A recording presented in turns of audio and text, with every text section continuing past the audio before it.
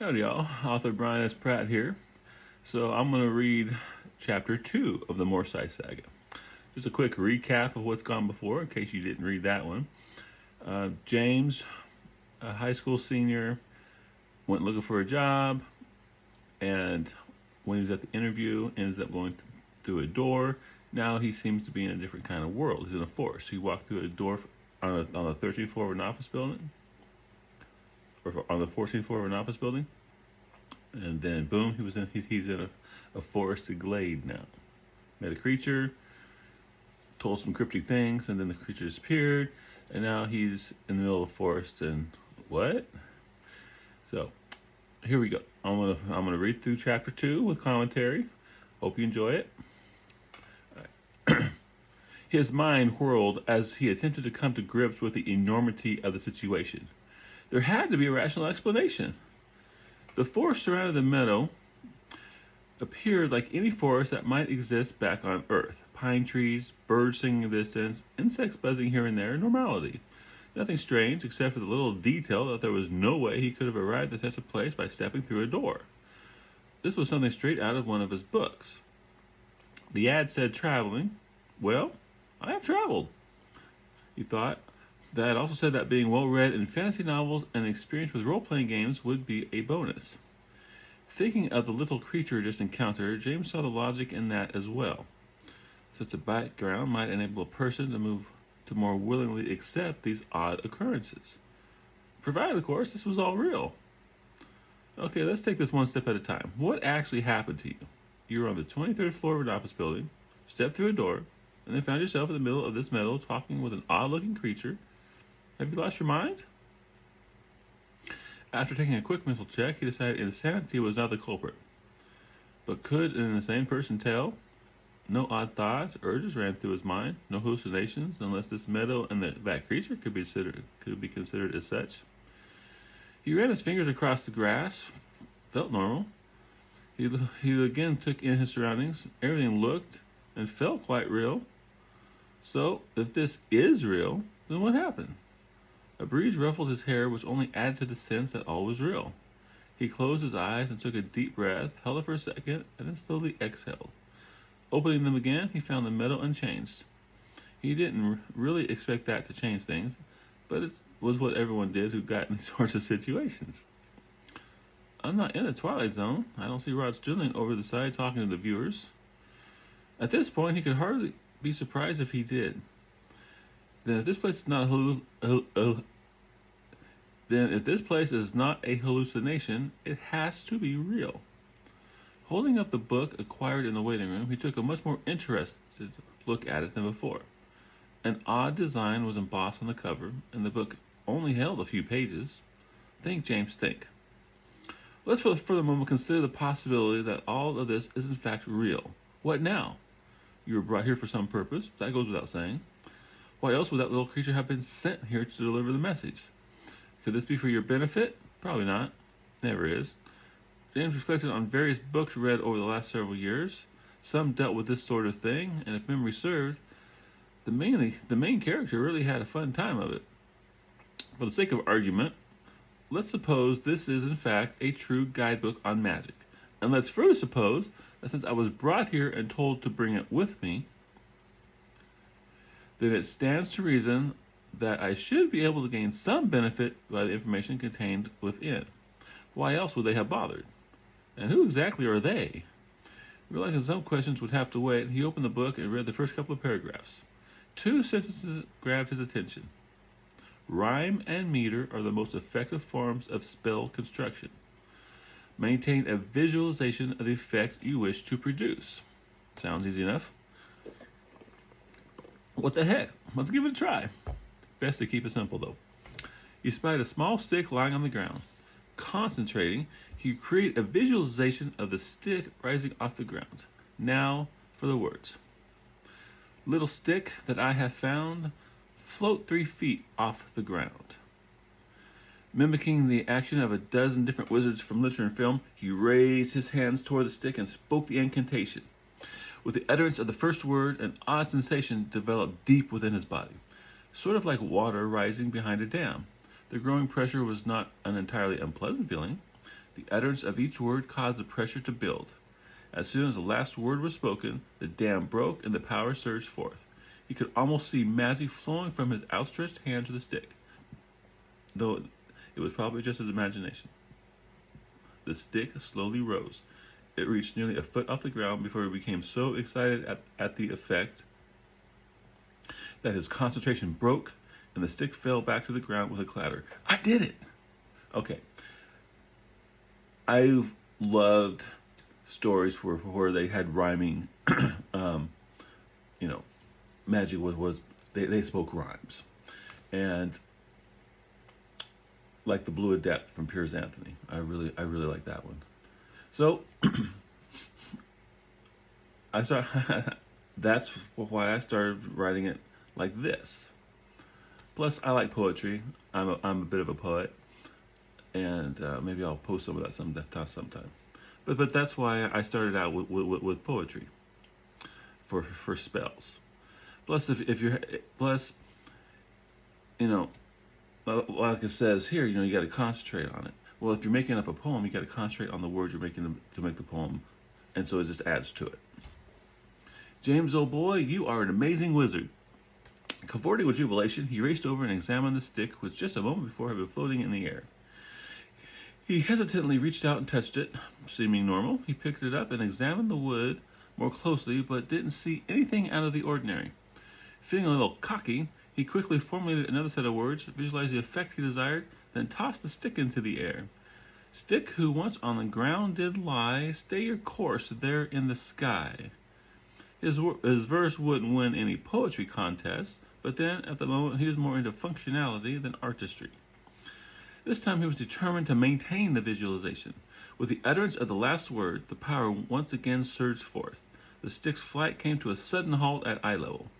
As it floated motionless, James controlled his excitement so as to maintain the visualization and not disrupt the spell. He came to the stick and grinned while walking around where it hovered, moving his hand over and under the stick as a magician might do to prove to the audience the absence of supporting wires. He encountered nothing. He then reached out and placed his index finger upon its wooden surface. The stick moved the barest of a fraction, but otherwise maintained its position. Placing his hand under the stick, he ceased concentrating upon his desire for the stick to remain motionless in the air, and then dropped into his hand. Yes!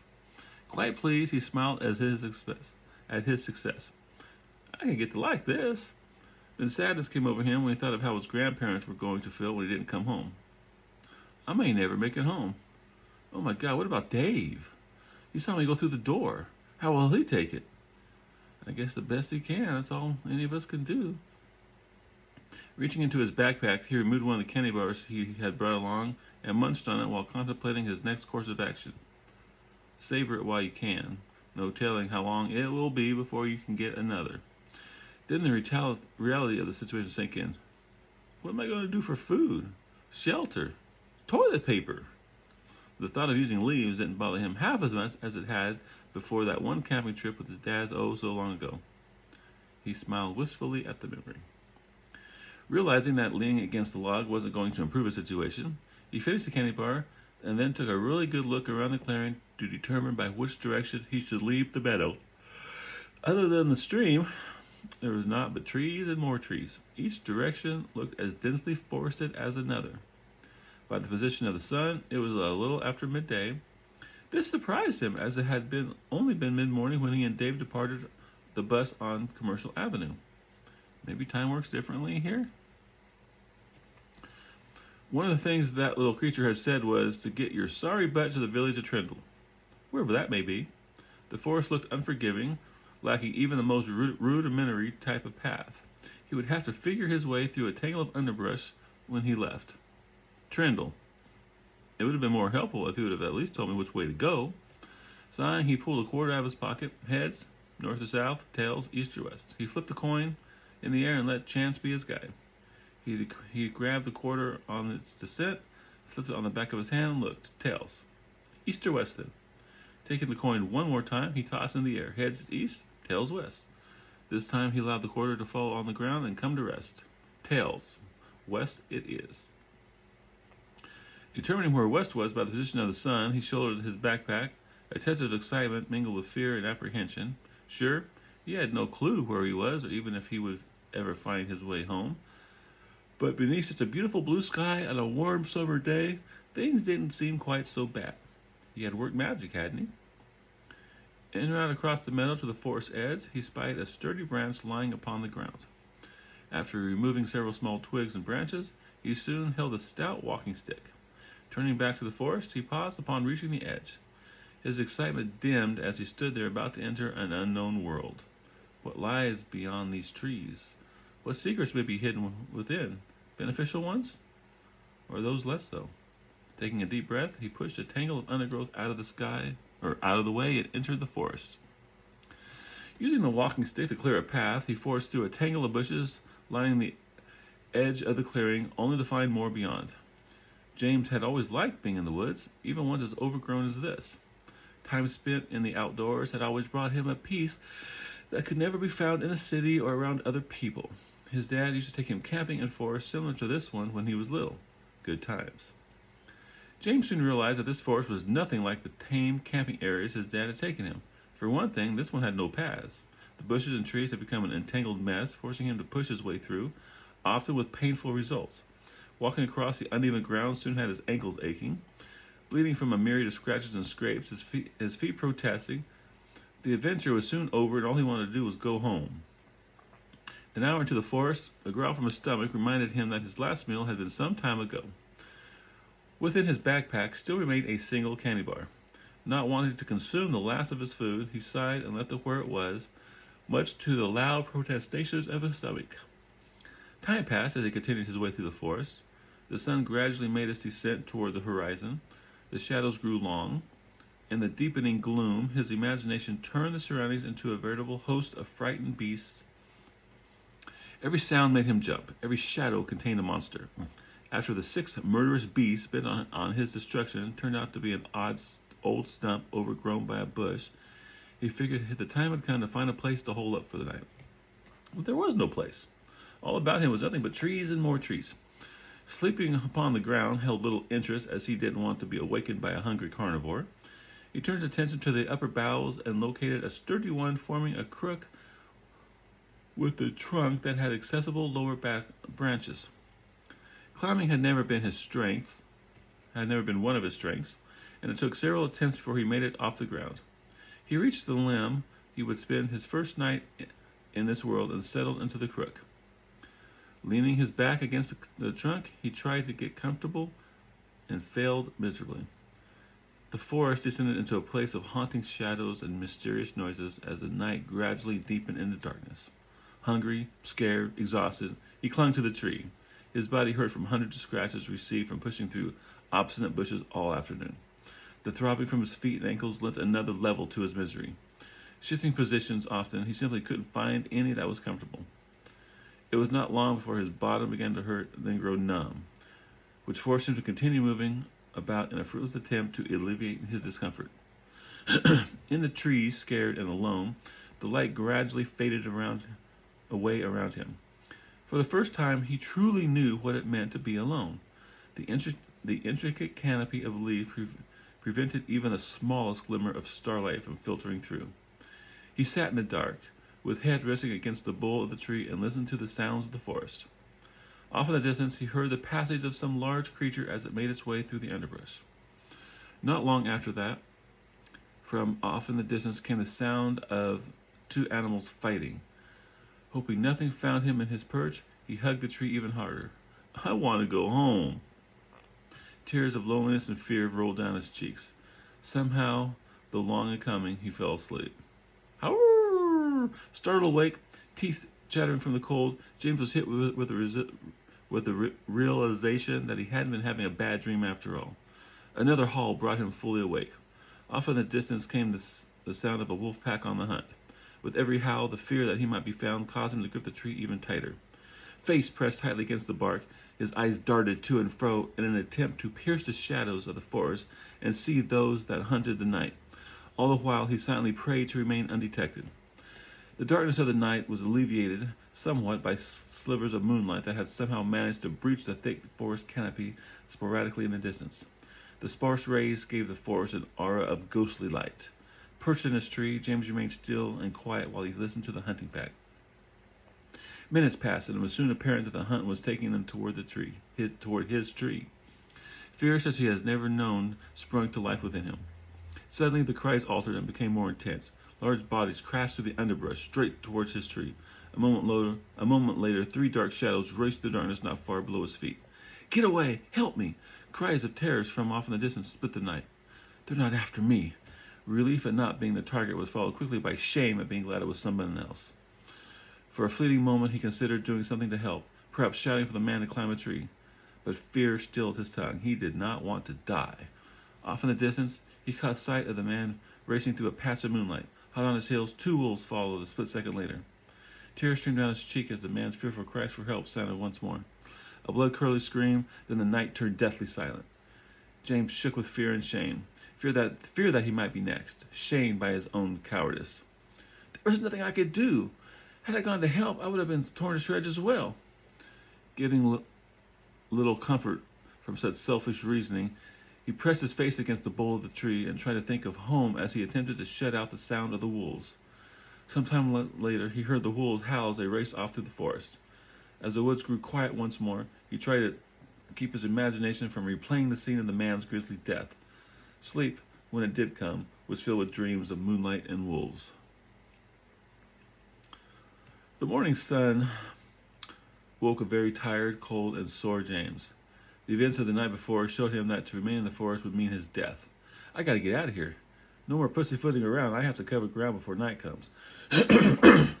Making sure the forest floor held no menacing predators, he made his way from the tree. He then took care of his morning business, realizing that plant leaves were not a good substitute. His mind then turned to food, or rather his lack thereof.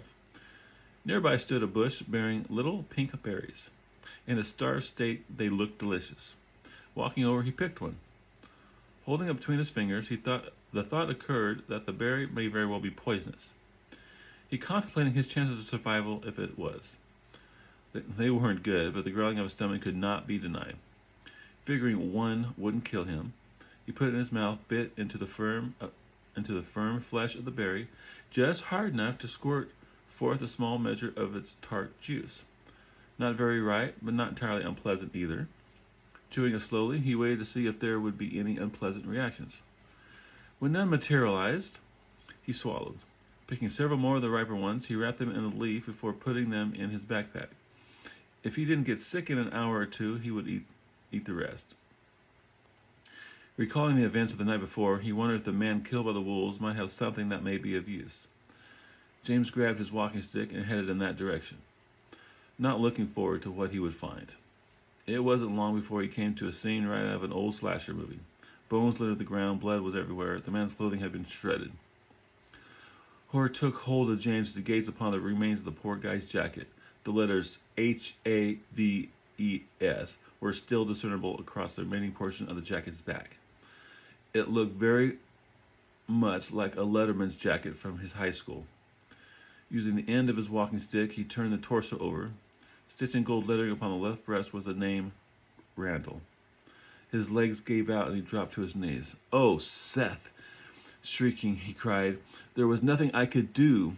Guilt and shame at his weakness last night left him shaking and racking with sobs. "I should have done something." Would the knowledge that it was Seth being pursued by wolves make any difference? Ashamedly, he realized it wouldn't. Coward. "Though there was nothing I could do for you last night, there was something I can do for you now." With that, James grabbed a rock and dug a hole, a grave for his former classmate. It took him some time since the ground was firmly packed, but he excavated a cavity large enough. He then set about the grisly task of gathering Seth's scattered remains and laid them in the grave. When the job was complete, James covered Seth with dirt, then made a cairn of stones. Tying 2 sticks together with vines for a makeshift cross, he hammered into the ground with a stone at the head of the cairn. Taking a moment, he said a few parting words before picking up his backpack and walking stick. Taking in a deep breath to settle his shaky nerves, he set out once more westward. Hopefully, he would come across this trail before the wolves picked up his scent. The woods no longer brought him peace as they had yesterday. Weariness and dread filled him today. So that was Seth. He was missing in the first book. Cops were asking for information about him at the high school. Well, now we know he came here. So obviously James isn't the only person from his world here. Seth is here. There could be others. Maybe there's no. At this point, we don't know. And I may explain more of that later, or not. We'll see. As he forged through the unyielding brush, James thought about what it meant that Seth had been in this world too. Could he have gone to the interview just as James had? And if so, were there others? Thinking back to the newscast the night before, taking that fateful trip to Commercial Avenue, he realized there could be at least one other person that had passed through the door marked private. A girl, that girl that was on the television. Could there be more still? After jumping for a third time at the loud cry of a nearby bird, James to the conclusion that he was going to need more than a walking stick if the wolves should return. Judging by his slow rate of progress through the forest, it was unlikely that he would break free before night came again, and he might not remain unnoticed. He thought about his walking stick and how it was in many ways like a spear. He got an idea. Pausing for a moment, he opened the book on magic and made sure he understood what he must do. First, he formed a visualization of his desired outcome, and then put the words together. He leaned his walking stick against the side of a tree, took 3 steps back, and said, "As straight and true as a spear can be, filled with the strength of an old oak tree. Make it sharp to penetrate steel, and perfect balance for user to feel." With the last word came the surge of power from deep within. He watched as the walking stick slowly changed and became the mirror image of his visualization. Its surface smooth, the end on the ground was rounded off while the other end came to a very fine point. When the spell ran its course, where the walking stick had been, now stood a dark brown spear. James waited a moment to ensure nothing else might happen, such as the spear exploding or something equally unpleasant. When nothing did, he stepped forward and tested the sharpened tip with his finger. He jerked his hand back as a drop of blood welled out. Sharp! I hardly even gave it any pressure. Feeling somewhat better for having a weapon, he took the spear and once again set off toward the west. What about armor? Magical shields? Spells of protection?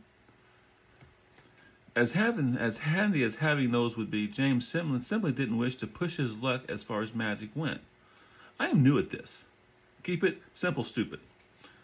Besides, he hadn't the faintest idea how to create something like that. He didn't know enough about how to make a suit of armor, so how could he create one with magic?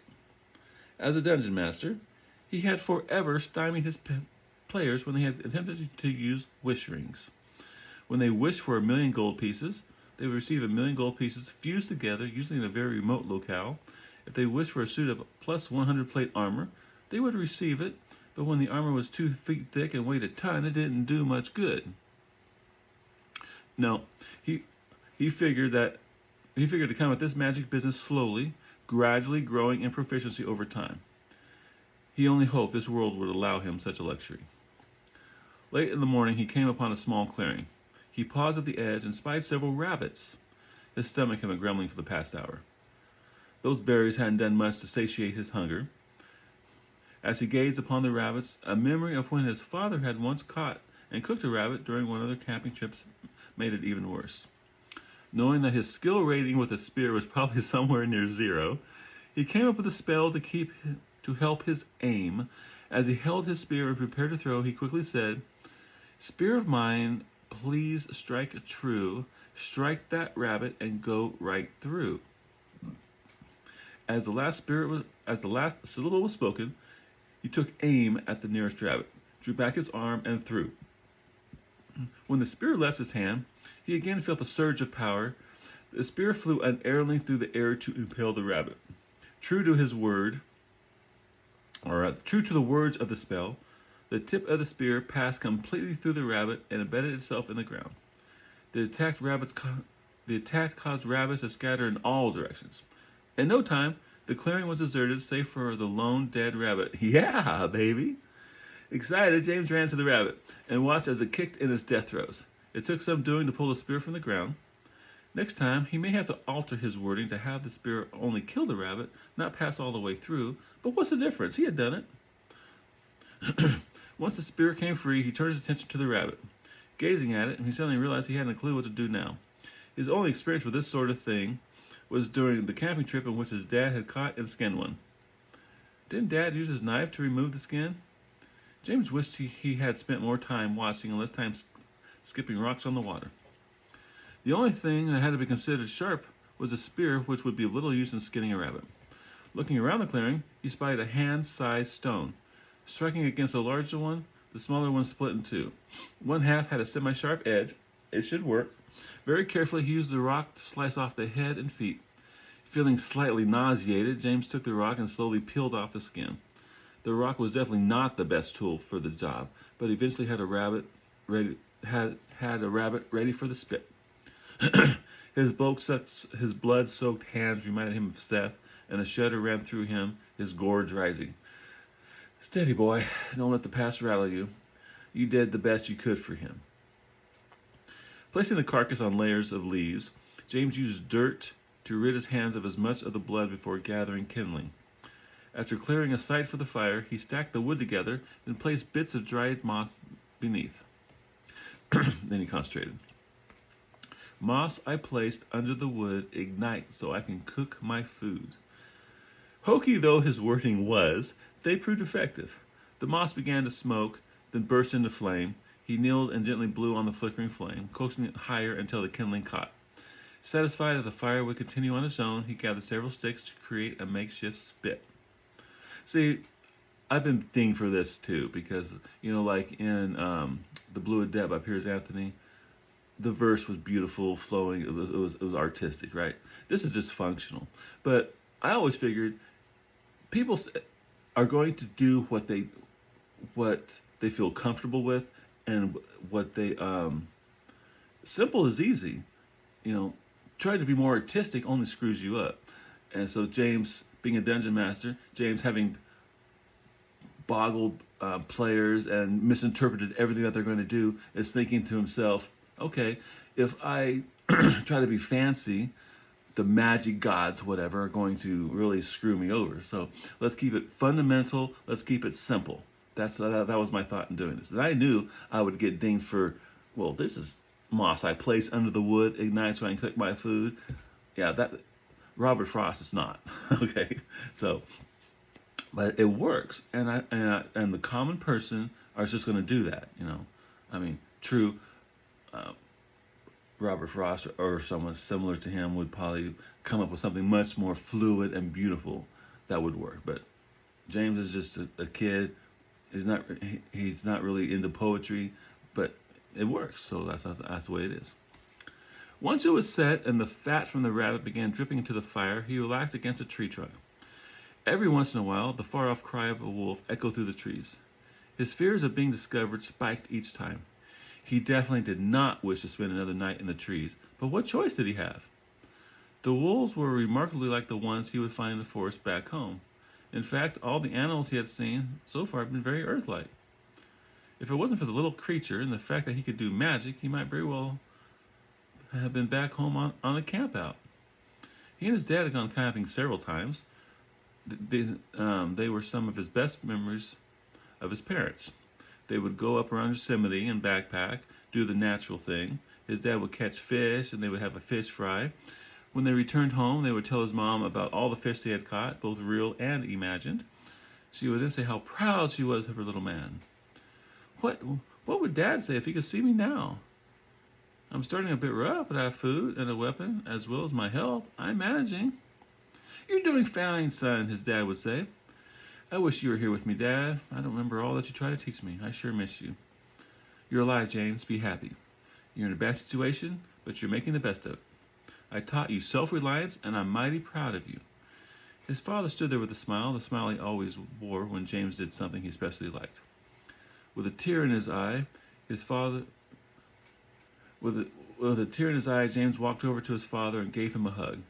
His father returned the hug warmly. Crash! Startling out of his daydream, James found the spit that once held his lunch burning in the fire, while his dinner ran away in the mouth of what looked like some dog. Stupid, daydreaming fool. Lurching to his feet, he raced after, running under bushes and around trees. The dog quickly outpaced him and was gone, along with his lunch. Damn! Returning to the fire, James took his spear and looked around the clearing for more rabbits or an acceptable substitute. There was nothing. His yell and chasing the dog had scared everything away. No use sitting around here. Using his foot, he put out the fire, covering it with dirt. Grabbing his backpack, he stalked off with self-deprecating recriminations running through his mind and a fierce growl in his belly. No more than half an hour went by before he found, killed, and began roasting another small animal. Not sure exactly what it was, it looked like a squirrel with the size of a small cat. This time he kept his wits about him and remained alert for any scavengers who might happen by. The aroma of roasting meat made his stomach cramp. Impatient for the meat to be done, he removed it from the fire when it had cooked enough. Taking the meat to a nearby tree, he sat with his back against the trunk and proceeded to eat. As he bit into the roasted meat, the juices ran down his chin. Never has anything tasted so good. Of course, I've never been this hungry before in my life. Wonder what Grandma would do with this if she were here. Thinking of his grandmother's cooking brought back the feeling of homesickness. It seemed like he had just started when he stripped the last of the meat from the bone. He felt much better once he had something more substantial than berries in his stomach. A nearby stream provided the opportunity to cleanse his hands and face, as well as a much-needed drink. He also washed the blood off his skinning stone and placed it in his backpack. More than likely, he would need it again. Refreshed, he grabbed his backpack and spear and set out once more in search of Trindle. If it wasn't for the possibility of meeting the same fate as Seth, he would be enjoying himself. The nearby stream flowed in the general direction, so he decided to follow. There was less of a chance of being turned around if he used it as a guide. Also, it might eventually lead to civilization. Streams led to rivers, rivers to lakes and ponds, and where there was water, there were usually people. Berry bushes lined the stream bed, and each held numerous berries. After eating a dozen or so, he gathered a number of the ripest ones and wrapped them in a leaf before placing them in his backpack. The rest of the afternoon proceeded in a manner similar to the morning, forging through inhospitable undergrowth, bent on barring his way at all costs, relieved only by all too infrequent clearings. He did encounter one meadow that was rather extensive, boasting 2 fair-sized pools. Both were crystal clear, and in the afternoon sun he could clearly see their bounty of dark green fish with twin red stripes near the tail. An hour before nightfall, the land began a more downward slope that ended in an abrupt drop. The stream flowed over the edge to cascade down the uneven surface in the guise of a small waterfall to form a small pond 30 feet away. An area to the right of the water would make an ideal campsite. With the wall of the drop at its back and flanked by the pond on one side and a large fallen tree to the other, it would provide a modicum of shelter through the night. He first tossed his spear to the clearing below, then worked his way down the side of the drop. Once at the bottom, he rested his pack against the backdrop and gathered wood for the fire. After collecting a sufficient quantity, he took his spear and set out in search of game. It wasn't long before another rabbit met its end. Back at camp, he used a skinning stone and prepped it for the fire. Using the same spell as before, he soon had the fire burning merrily and placed the rabbit upon the spit. Sitting there with the waterfall sprinkling into the pond 20 feet away, he listened to the fat pop and crackle as drips fell into the fire. He felt good. Another day without mishap. He was getting the hang of this world. The magic hadn't been too difficult, at least not the simple spells he had attempted. Turning the rabbit occasionally for an even cook, he relaxed and enjoyed the peaceful interlude. The aroma from the meat was wonderful. He got up and walked over to the pond. It was a clear, sparkling blue. Kneeling at the edge, he took a long drink. The water was so pure and crisp that he doubted that there could be anything like it back home. With the sun descending below the treetops, night was fast approaching. Returning to the spit, he checked the rabbit and saw that it was not quite ready. He grabbed his backpack and removed the berries gathered earlier. He unwrapped them and popped 3 in his mouth. He then set the others aside to have with the rabbit. By the time the rabbit was fully cooked and the outer skin a dark brown, shadows fully enveloped the campsite. He took the rabbit off the spit and settled down to eat with a gusto only starvation could provide. Once satiated, James discarded the carcass far from the camp to prevent it from drawing predators.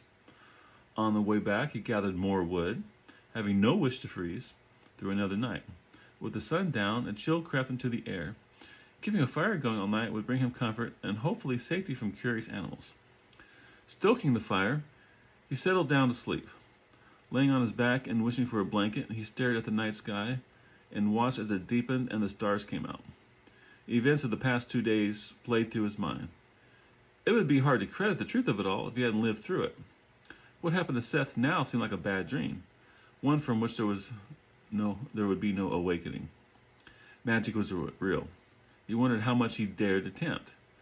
In the role-playing world, magic was fraught with dangers, especially for those unschooled in its use.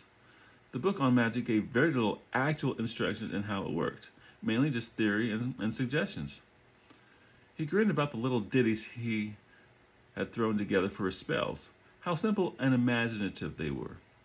Not at all like the flowing poetry several variety of spells found in his books. But they had worked, hadn't they? And wasn't that all that really mattered?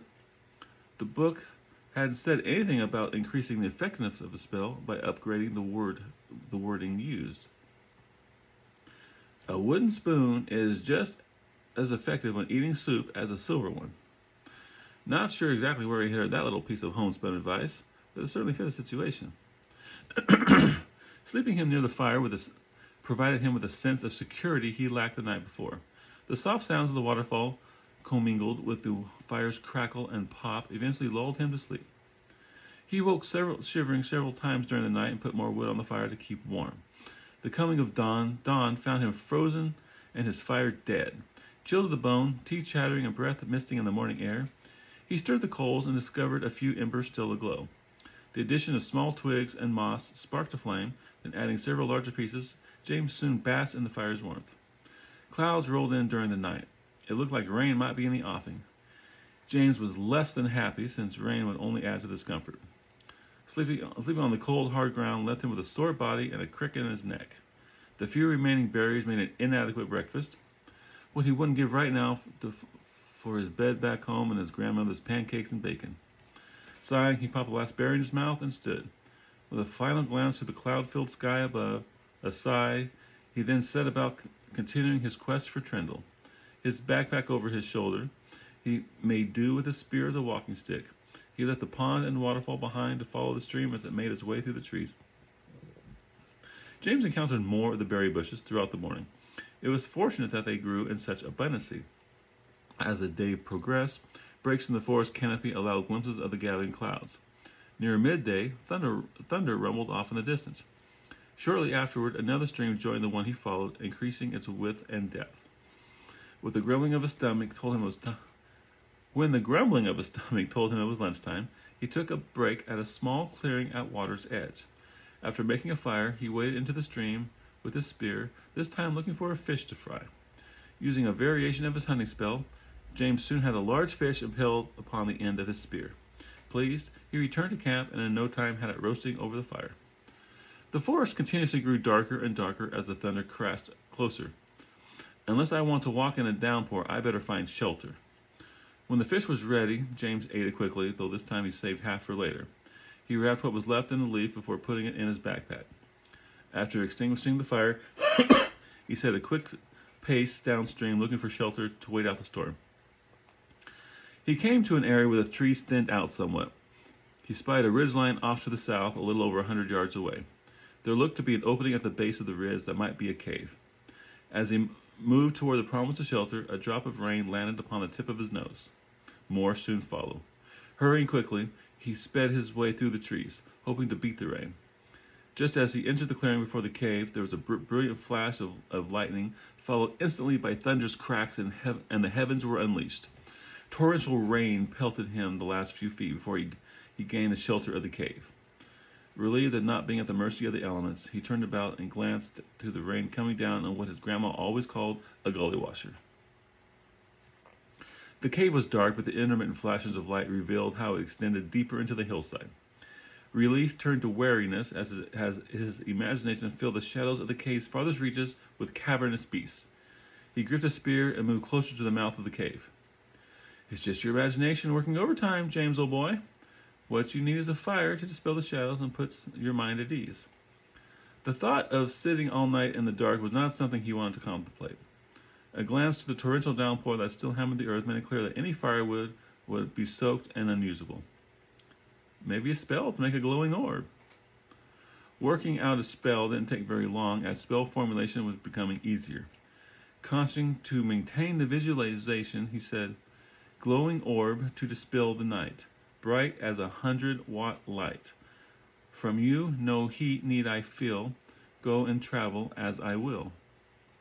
With the last word, he stretched out his hand, and a glowing orb, cool and firm to the touch, formed on his hand. He smiled in satisfaction and placed the orb on a nearby stone. Unlike his previous spells, after the initial surge of power, there remained a very slight draining of power. Guess the orb needs a continual source of power, like a light bulb, in order to keep working. With the orb's illumination filling the cave, he noticed many bones lying scattered around the floor. Must be the lair of a predator, or used to be. Not feeling secure until ensuring that he was definitely alone, he took the orb and held it aloft as he moved deeper within the cave. It didn't extend much farther, and the end was soon reached. Aside from a collection of bones, twice that of what had been encountered near the entrance, it was deserted. From the lack of animal musk and no fresh kills, James deduced that the cave hadn't seen an occupant for some time. Feeling better, he returned to the front of the cave and concentrated on the orb, dimming its light so it was not quite so bright. Reaching into his backpack, he took the fish left over from lunch and sat by the cave's entrance. Pulling out the book taken from the waiting room, he read more as he ate. A lot of what is said made sense. It wasn't a textbook on magic, just an overview to get started. By the time he was done eating, daylight had faded. Behind the clouds, the sun was nearing the treetops. Yawning, he realized just how tired he was. Replacing the book within his backpack, he made ready for sleep. One of the things mentioned in the book was how it took a mage's concentration to keep a spell active. It occurred to me that when he fell asleep, the orb would very likely go out. Not wanting to wake to complete darkness, he worked on a spell that would enable the orb to continue glowing all night, even while he was asleep. Coming up with the words, he concentrated on his desired effect and then cast his spell. Glowing orb, soothing light, maintain thyself till morning's light. With the final word, he again felt the surge of power, but this time it felt as if he was being sucked dry. Unable to halt the outpouring of magic, he felt a tremendous amount pouring from him, the effect of which left him greatly weakened. Gasping as his knees buckled, he dropped to the floor and panted heavily until the spell ran its course. Dots danced before his eyes as he fought to retain consciousness. The battle was touch and go for a few moments, but he managed to refrain from passing out. Lying on the cave floor with barely the strength to keep his heart beating, he came to the realization that there may be the limit to what he could do with magic. The orb sat on the rock next to him, still glowing, unchanged. The constant, minute draining of power felt earlier was now gone, and the orb no longer required his concentration to keep going. Happy that he managed the spell, but not about the effect on him, he realized he would need to be more careful in what he attempted before it killed him. His strength slowly returned, and when he felt able, crawled to his backpack. He pulled it beneath his head and finally gave in to the weakness. Awaking in the middle of the night, it took some time before he became aware as to what awakened him. When his eyes finally focused, dread overcame him as he realized that he was no longer alone in the cave. A wolf had entered and stood not 3 feet away, sniffing the glowing orb. Visions of meeting the same fate as Seth brought panic. Hoping to scare the wolf away, James concentrated and said very slowly, "Orb of soft, soothing light, flash to brilliance bright." The orb flashed momentarily into a brilliantly blinding light. At the same time, James sat up and let out a savage primal scream as he waved his arms wildly. The wolf jumped 2 feet off the ground, turned and raced out of the cave with a yelp. That spell, so soon after weakening him earlier, left him lightheaded and dizzy. Using his spear to steady himself, he managed to get his feet and look out into the night. There in the rain, he found a dozen pair of glowing eyes staring back at him. Using what little strength he had left, he held the spear aloft and yelled at the wolves, but they failed to react. Now what? He leaned upon the spear for support. You're in a pickle for sure. Still drained from the early spell, he didn't feel like he could afford to do much magic. Can I make myself any weaker? Or can't make myself any weaker, or I won't be able to defend myself, should that become necessary. Thinking for a second, he reached down for a small stone, and as he prepared to throw, said, little stone, with speed of a bullet, hit that wolf's hide and go right through it. With the last words, he threw the stone at a pair of eyes. There was a crack in the air as the stone shot forward in a sudden burst of speed. A loud, sickening thud, along with the sound of snapping bones, told the tale as a pair of glowing eyes vanished.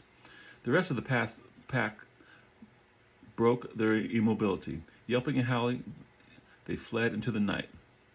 Dots danced his eyes. James sat and rested his head on his knees, panting. Too much. No way I can do any more now. If the wolves come back tonight, he would be a dead man, for he had nothing left. Remaining awake turned out to be an exercise in futility. He was simply too exhausted.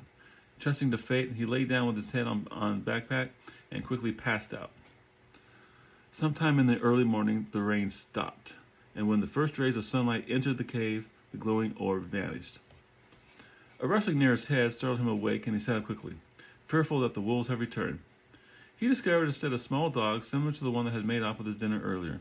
The animal looked straight at him, still and unmoving. Boo! James cried loudly, frightening the dog, and caused it to run from the cave. His head felt like it was about to crack open, and he was quite shaky. Using his spear for support, he climbed to his feet and shouldered his backpack. At the mouth of the cave, James searched for any indication that the wolves were still in the area. It was with much relief that he found the clearing vacant. He did, however, see the one he killed and the hole in his chest where the stone had struck. To his utter shock, the back half of the wolf had been blown away by the force of the impact. Sorrow for the wolf came over him, even though he knew the wolf, if given a chance, would have had him for a late-night snack. Keeping an eye open for any of its packmates, he made his way toward the stream and continued forward. The rains had swollen the stream. Its water rushed pell-mell over rocks in its bed. More berry bushes provided a morning snack, as well as sufficient quantities to resupply his pack. His strength slowly returned throughout the morning, and by noon, the headache and shaking had vanished. He continued to follow the stream bed. Sometime after noon, motion from downstream brought him to an abrupt halt. A shiver coursed down his spine upon spying a wolf standing amidst the trees, watching him. He bent over and picked up several stones, placing all but one in his pocket. Looking back toward where the wolf stood, ready to throw the stone, but the wolf was gone. For the next several hours, wolves could be seen amidst the trees, pacing him along the side of the stream.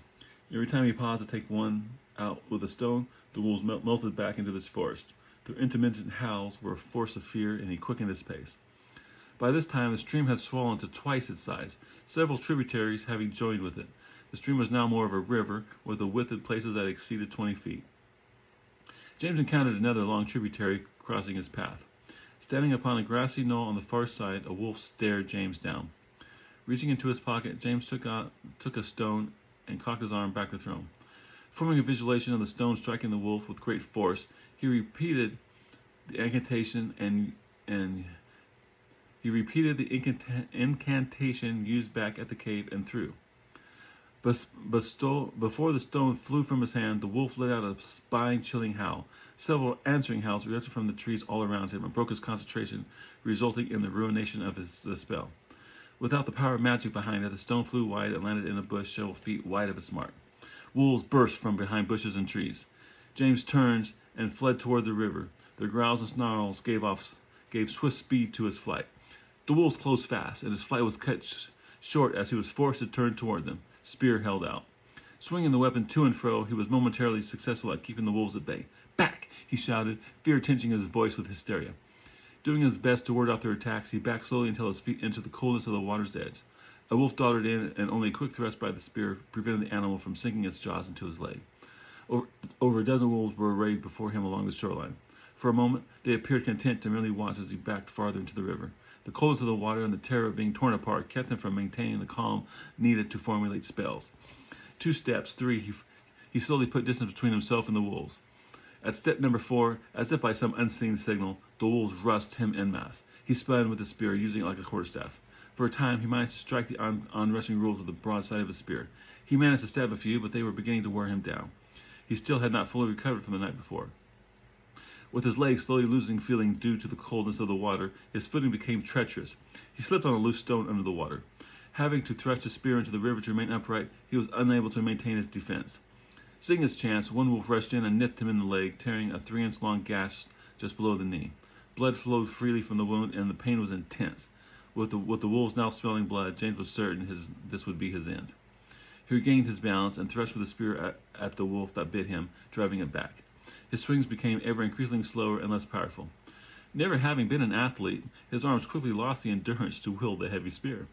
A large wolf leapt for his throat, and James brought the spear around just in time, piercing the wolf's chest. Though dead, the wolf's momentum carried it forward and slammed square into James, knocking him backward into the river. The wolf's dead weight settled upon him and nearly prevented him from raising his head above the water. In panic desperation, he struggled to remove the wolf, but it was far too heavy for him to move in his weakened state. Three more wolves entered the water and moved in to finish him. Barely able to keep his head above water, James struggled to remove his spear from the dead wolf. As the spear came free, a deep growl drew his attention to a wolf less than a foot away.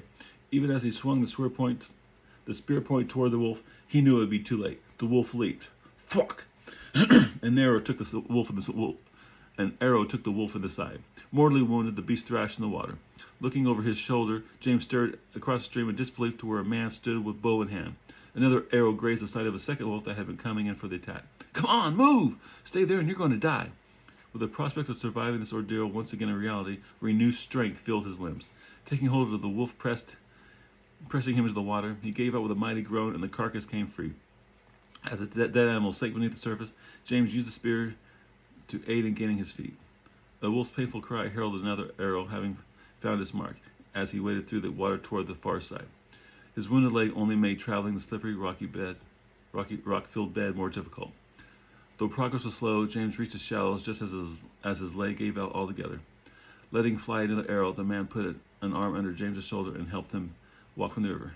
James gave his benefactor a weak thanks before collapsing into unconsciousness.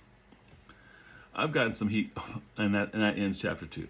Yeah, I've gotten heat for the whole wolf thing from people. I always thought it sounded good, and people are saying, "Well, James should do more with magic. James should have done this. James should have done that." I mean, what's the use of being schooled in magic and Dungeons and Dragons and fantasy and role-playing games if you're not going to use it? Well, James did use it, but there's a checks and balance to magic. You just don't have uber power. You use what's in you, and there's only so much. Magic is like a muscle. When you first use it, it's a weak muscle, but the more you use it, the stronger it gets. So, if you've read the series, you know what I'm talking about. So James has to work his magic muscle to be able to do more. He can't just call fire from the sky or cause things to explode, and not pay the cost. Plus, if he does too much, the spell's going to pull magic from him. And if it pulls too much, you're going to die. So James is really fearful about that. So he's going to keep it simple and not very powerful at first, because he understands that. Being a dungeon master, he understands that. And yeah, so that's chapter 2, almost an hour. So if you liked it, give me a like. Be appreciative if you hit subscribe, and if you want to know when I post more, hit subscribe, and then make sure you click the little bell on top, the top bell, because that will give you alerts. Anyway, you all have a good day, and I'll get to the next chapter 3 tomorrow, and we'll see who the strange benefactor was. Of course, everybody already knows who the strange benefactor was. Anyway, have a good day.